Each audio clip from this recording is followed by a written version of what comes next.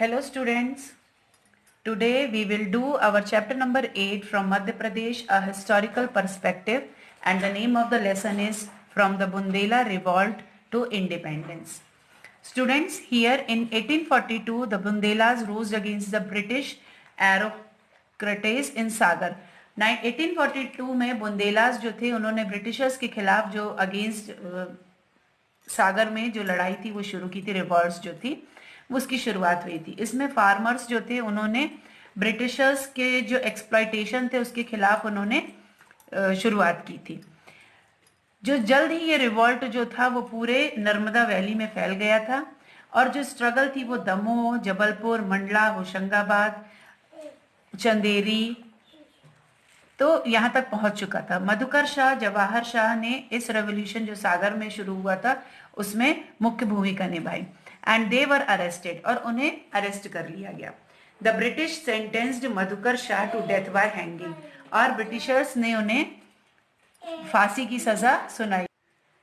Then the first struggle for independence in 1857, तो जो पहली स्ट्रगल थी जो बुंदेला रिवॉल्ट से फिर जो इंडिपेंडेंस की स्ट्रगल थी 1857 में वो स्टार्ट हो चुकी थी।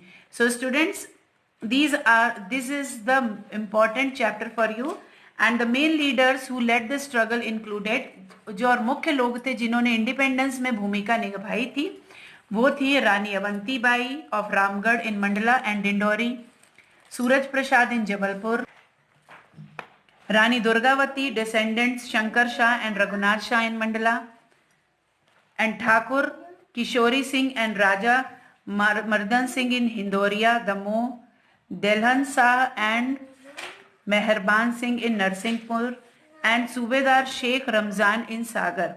ये सारे लोग थे, इन्होंने ये लीडर्स थे मेन स्ट्रगल के।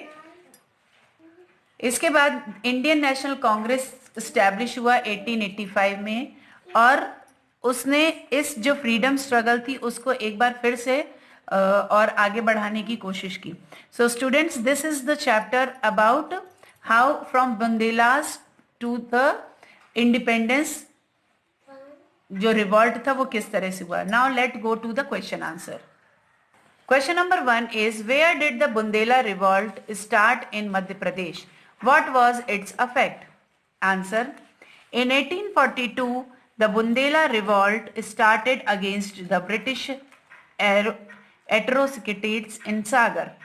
Farmers took up arms against the Britishers and the revolt shortly spread and engulfed the entire Narmada Valley.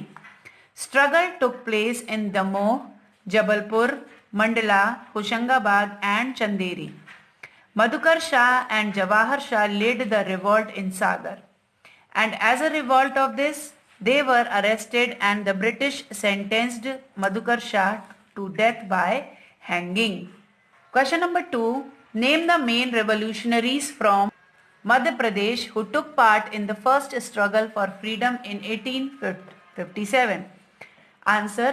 The main revolutionaries from Madhya Pradesh who took part in the first struggle for freedom in 1857 included Rani Avantibai, Suraj Prasad, Rani Durgavati's descendants Shankar Shah and Raghunath Shah, Thakur Kishori Singh, Raja Mardan Singh,